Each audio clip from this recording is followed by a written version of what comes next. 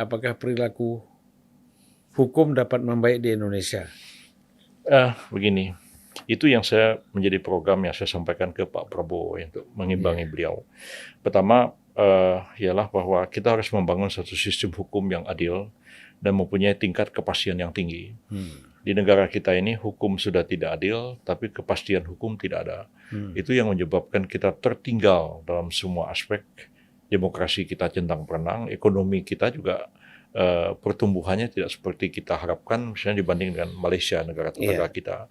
Karena salah satu aspeknya itu pendekatan ekonomi, menyelesaikan ekonomi hanya dengan pendekatan ekonomi itu nggak akan selesai.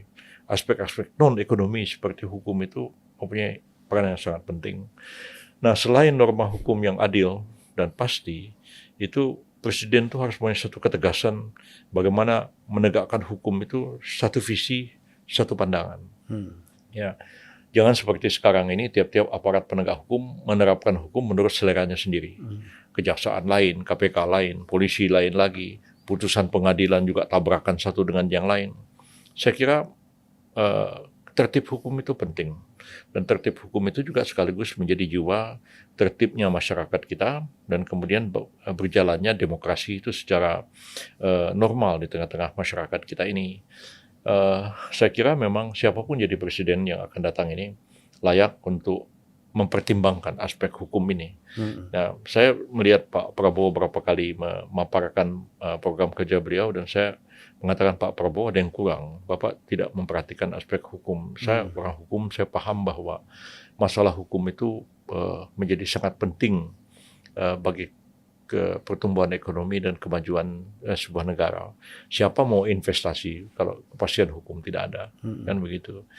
Ya sekarang ini orang bikin perusahaan misalnya, sudah jadi perusahaannya, didaftar di Kumham.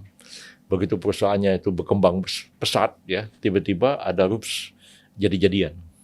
Notaris kemudian mensahkan rups itu, terus secara elektronis tiba-tiba perusahaan itu sudah berganti para pemegang sahamnya.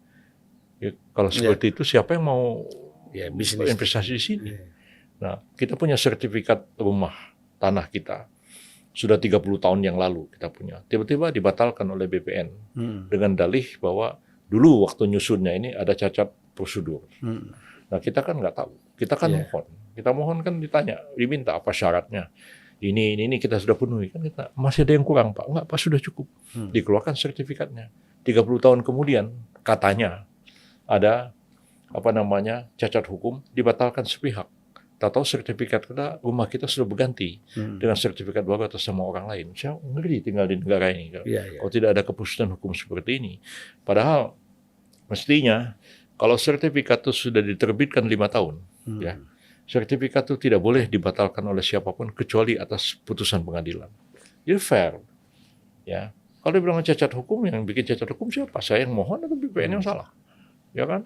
Kalau ada tumpang tindih, kenapa sih jadi tumpang tindih? Biar pengadilan yang putuskan siapa yang berhak atas salah ini.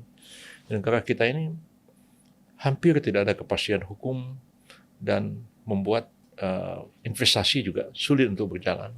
Pertanyaan orang kepada IKN, ya. Jadi saya diminta oleh Pak Presiden Jokowi untuk membantu IKN ini menangani aspek-aspek hukumnya. Jadi kalau saya baca undang-undang IKN itu sendiri, ya isinya itu nabrak peraturan-peraturan yang lain.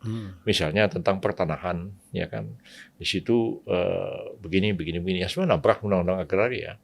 Jadi mestinya tuh ada penyelesaian terlebih dahulu terhadap norma hukum. Jadi setiap orang yang saya temui dan bertanya untuk investasi di IKN, saya bertanya 2 hal.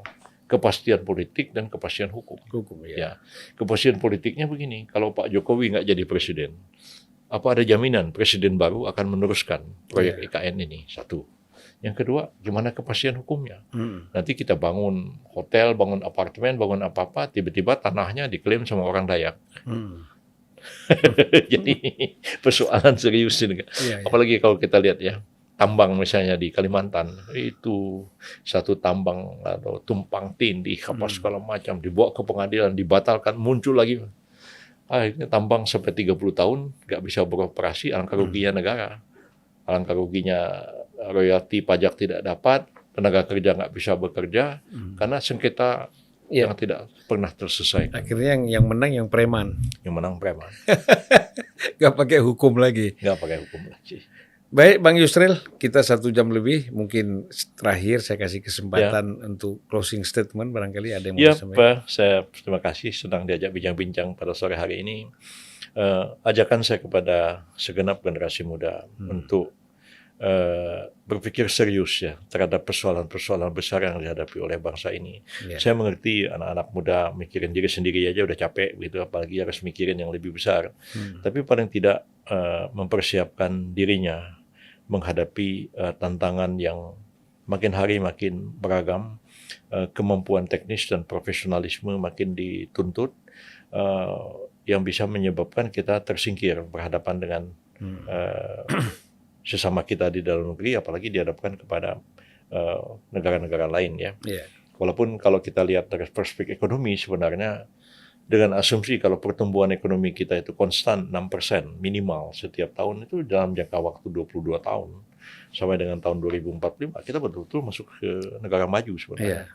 Pada waktu itu pendapatan kita sudah di atas 30.000 US dollar per kapita.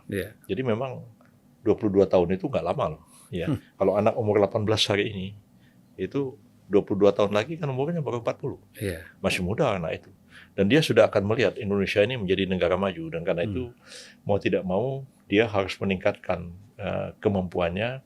Jangan sampai nanti seperti nasib orang Melayu di Singapura misalnya agak tertinggal. Sekarang pun sudah jauh berubah. Ya. Jadi kita itu problem kita di sini ini kadang-kadang kemampuan bersaing ya itu kurang ya. Karena memang tidak diajari berkompetisi. Kita orang dari kampung selalu orang tanya Mas Yusril, kenapa kamu sekolah tuh mati-matian? Saya bilang saya di kampung ini pergi nangkap ikan, jual ikan di pasar. Jadi kalau saya itu gagal sekolah, saya balik ke kampung, saya jual ikan lagi di pasar. Jadi saya itu kalau pulang ke kampung pergi ke pasar ikan, beli ikan, jual ikan itu kapan saya masih SMP. Kita ketawa aja. Jadi ya mungkin karena ditantang seperti itu, kita mau tidak mau harus berani ya. Dan saya kira jangan anak-anak muda itu merasa hanya orang kaya yang punya kesempatan, tapi ya kami ini orang miskin juga dari kampung, tapi punya keyakinan, punya tekad, dan alhamdulillah ya sampai kepada taraf tertentu mencapai juga keberhasilan walaupun barangkali tidak terlalu besar dibandingkan orang lain begitu. Ya, jadi pada kawan-kawan viewer kita ya, yang mereka semuanya yang menonton YouTube, para penonton ini bisa menangkap bahwa memang kita ngobrol sama Bang Yusril ini tidak banyak bicara soal politik praktisnya, tapi lebih banyak pada aspek pencerahan sebenarnya. Ya. Itu penting sekali karena pencerahan ini bisa mengatasi problem-problem tadi, polarisasi, konflik, semuanya perbedaan-perbedaan yang tajam itu bisa diatasi ya Bang Yusril.